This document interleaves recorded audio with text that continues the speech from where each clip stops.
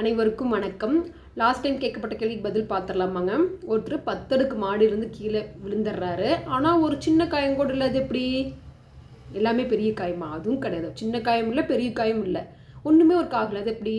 இதுக்கு வந்து நம்ம கமெண்ட்ல வந்து மீனாட்சி சரவணன் அவங்க வந்து கரெக்டாக ஆன்சர் பண்ணிக்கிறாங்க. அவங்க பண்ண ஆன்சர் வேறு, நான் சொல்ல போகிற ஆன்சர் வேறு. ஆனால் 2 ஆன்சருமே இன்றைக்கி பார்த்துடலாம். ஓகேவாங்க. அவங்க சொன்ன ஆன்சர் கூட கரெக்டுன்னு சொல்லலாம். ஓகே.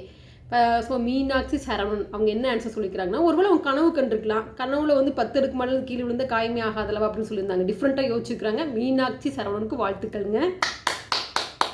ஓகே.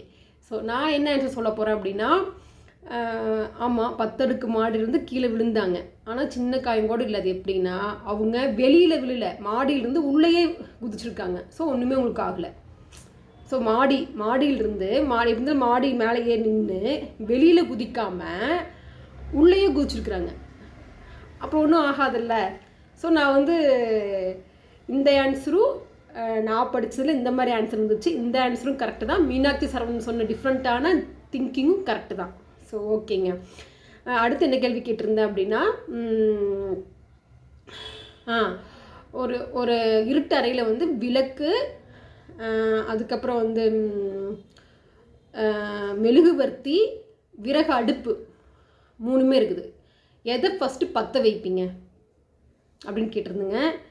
இதுக்கு யாருமே ஆன்சர் பண்ணல. இதுக்கு என்ன ஆன்சர் அப்படின்னா, ஃபஸ்ட்டு தீக்குச்சி தான் பற்ற வைப்போம். ஏன்னா தீக்குச்சி பற்றினா தான் மீதி 3 ஏதோ ஒன்று ஏற்ற முடியும். ஸோ ஃபஸ்ட்டு என்ன பண்ணுவோம்? தீக்குச்சி தான் பற்ற வைப்போம். இதுதாங்க கரெக்ட் ஆன்சர். ஓகே. இன்றைய கேள்வி என்ன அப்படின்னு கேட்டால், ஒருத்தர் வந்து 4 பசங்க. ஃபஸ்ட்டு பையன் பேர் ரமேஷ், 2வது பையன் பேர் சுரேஷ், 3வது பையன் பேர் ஆகாஷ், 4வது பையன் பேர் என்ன? ஸோ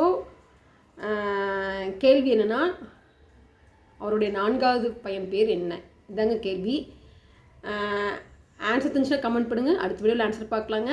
ஆக்சுவலி இப்போ நான் கேட்கப்பட்ட கேள்வி ஏற்கனவே நம்ம பிரைன் டெஸ்ட் கொஸ்டின் கேட்கப்பட்ட கேள்வி தான். ஆனால் இது ரொம்ப ரொம்ப நல்லா இருந்துச்சு. அதனால திரும்ப பார்க்கலாம். யாராவது ஞாபகம் இருக்குன்னா ரிப்ளை பண்ணுவாங்க, பார்க்கலாம். தென் இன்றைக்கி வந்து புதுசாக வந்து எக்ஸ்ட்ரா இது வந்து ஒரு இன்ட்ரெஸ்டிங்கான ஒரு படத்துலேருந்து ஒரு பாட்டு. அந்த பாட்டில் இடையில ஒரு லைன் நான் சொல்லுவேன்.